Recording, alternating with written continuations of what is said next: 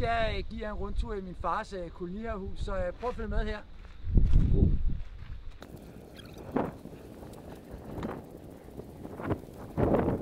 Det er her i nummer 64, men kom med indenfor.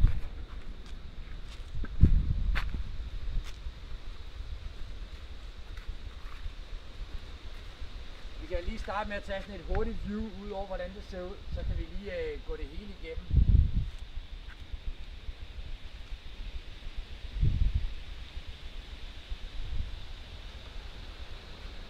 Lad os starte med at gå ind og kigge i selve huset.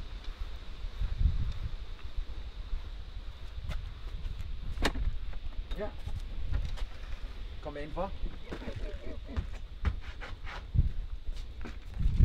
Her der kommer man ind i køkkenet, som I kan se, der er komfurer, der er vask, og her man kan sidde og spise. Og hvis man kommer herind, så er der stuen, vil jeg kalde det, med plads til der. Man kan se fjernsyn. Og så her, der er køleskab. Så der er faktisk god plads her. Så går vi ud her. Der er at se i haven. Der er jo masser af plads til at kunne sidde herude. Flagstang skal der selvfølgelig være. Og så er der en rigtig god hyggekrog herinde, som er overdækket her. Så når det regner sådan lidt, som det gør lidt i dag, så kan man sidde herinde. Der er grill og plads til en masse ting. Går lidt videre. Så er der redskabsskure. Det kan I komme ind og se her.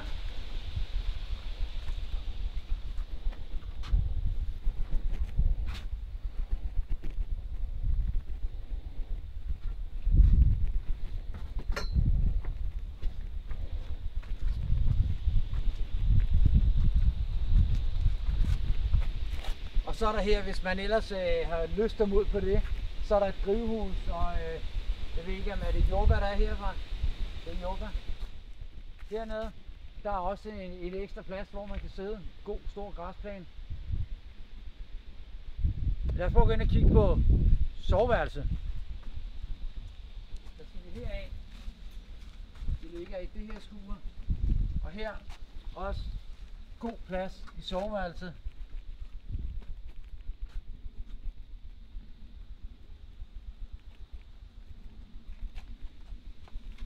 Og så er der toilettet, som ligger herinde, som faktisk også er i rigtig pæn stand. Og der er selvfølgelig også, der er en dør her, sådan en lille detalje, fra soveværelset ind til toilettet.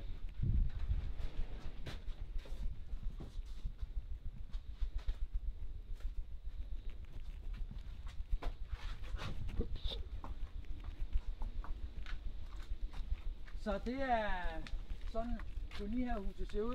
Så har jeg i hvert fald fået et lille indblik i, hvordan det er. Og det er på alle tingene, det står i opslaget. Men jeg håber, I synes, at det var super. Og nu vil jeg tage et af de her æbler.